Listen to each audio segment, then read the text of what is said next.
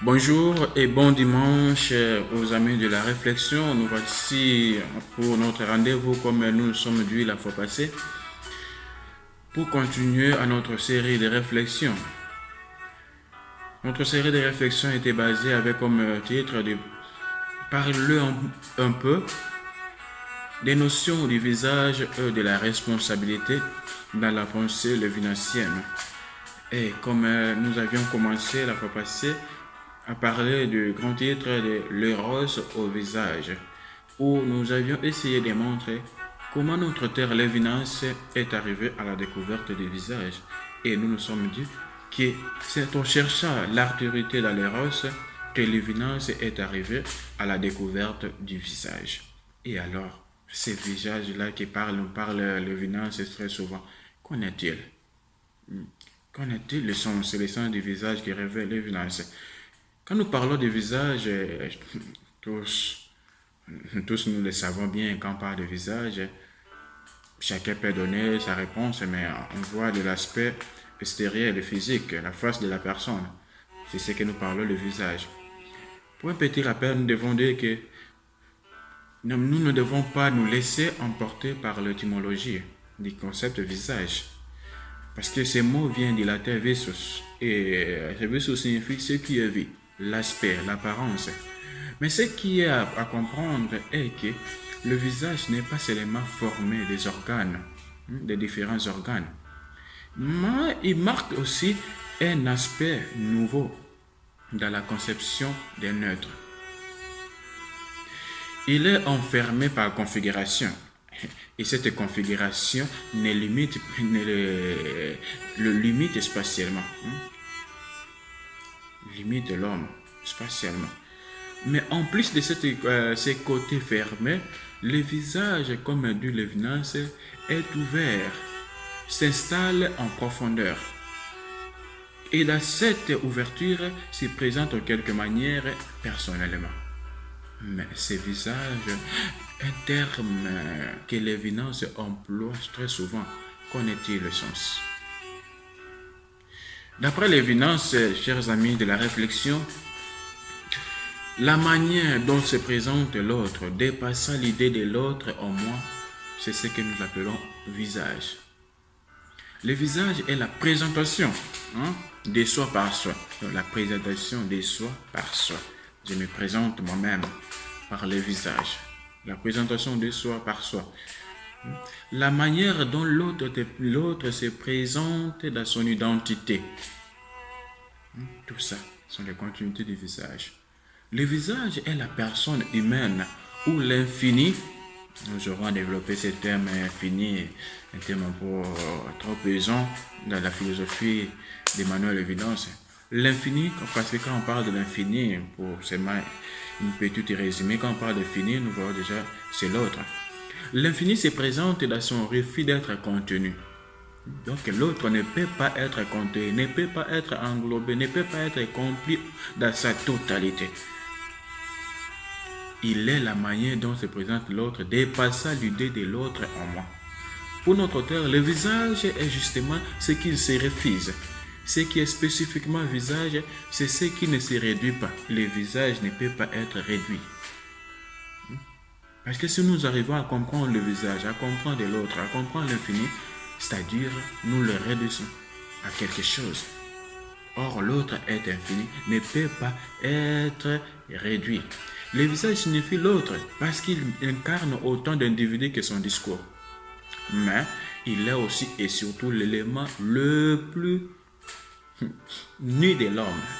L'élément le plus nu de l'homme, c'est le visage. Parce que quand on rencontre la personne, le premier aspect, ce qui nous attire, c'est le visage. C'est pour ça que le visage, c'est dire que l'élément le plus nu de l'homme, dévoilé, laissé à l'exposition de l'homme. L'ouverture essentielle de l'être vers l'autre.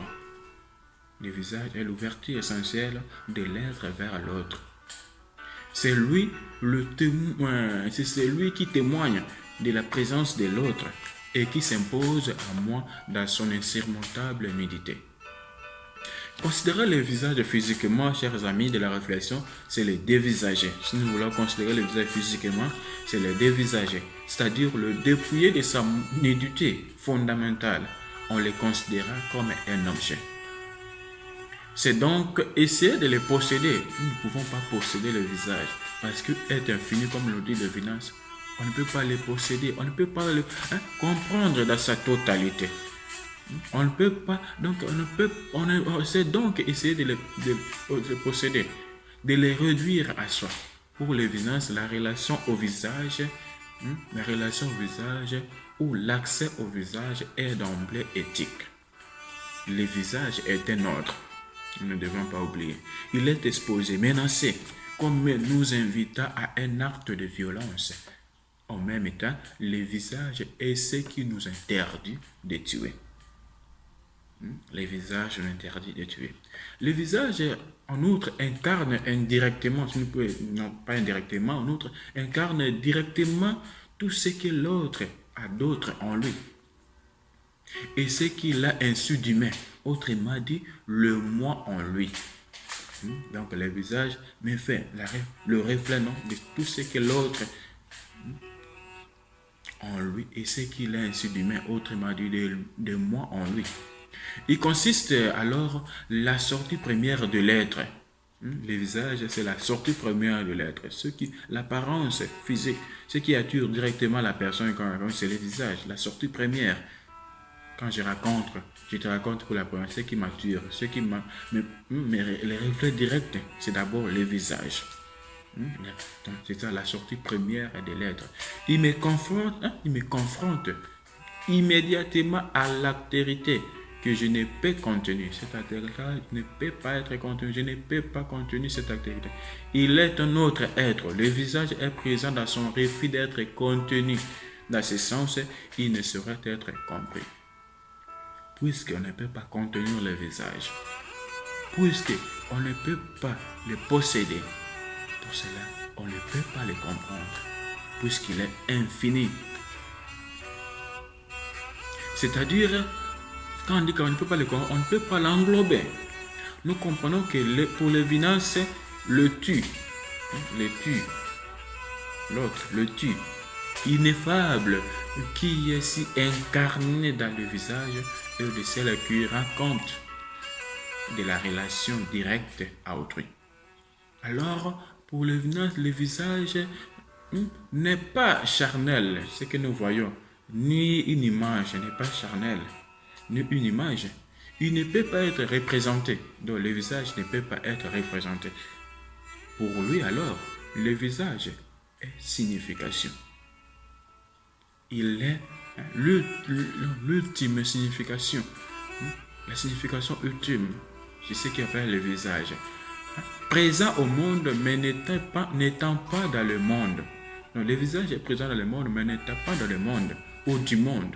Le visage est une présence étrangère, chers amis, comprenons. Donc, le visage est une présence étrangère qui s'oppose au phénomène. Donc, nous pouvons comprendre cela que pour Lévinas, le visage n'est pas ce que nous voyons physiquement. C'est au-delà de ce que nous voyons. C'est-à-dire, l'autre est infini. Et on ne peut pas le comprendre. On ne peut pas le posséder. Puisque au moment où quand nous le possédons, quand nous le comprenons, nous le réduisons à une chose. Or, l'autre n'est pas une chose et ne peut pas être compris. Alors, si nous avions compris, pour Lévinas, le visage est très important, une notion importante dans sa vie. Alors, prochainement, je vous donne rendez-vous où nous allons commencer à développer cette notion de visage par rapport à Lévinas, où prochainement nous parlerons du visage et éthique. Quel rapport il y a entre visage, éthique et dans l'entendement divination. Et puis, je vous invite à ne pas oublier de vous abonner pour ne pas manquer des réflexions et des notifications à chaque fois que nous aurons à publier des nouvelles choses, des nouvelles réflexions. Je vous invite à vous abonner massivement pour que nous puissions ensemble continuer avec cette série de réflexions. Bon dimanche et bonne continuité de la journée à tous.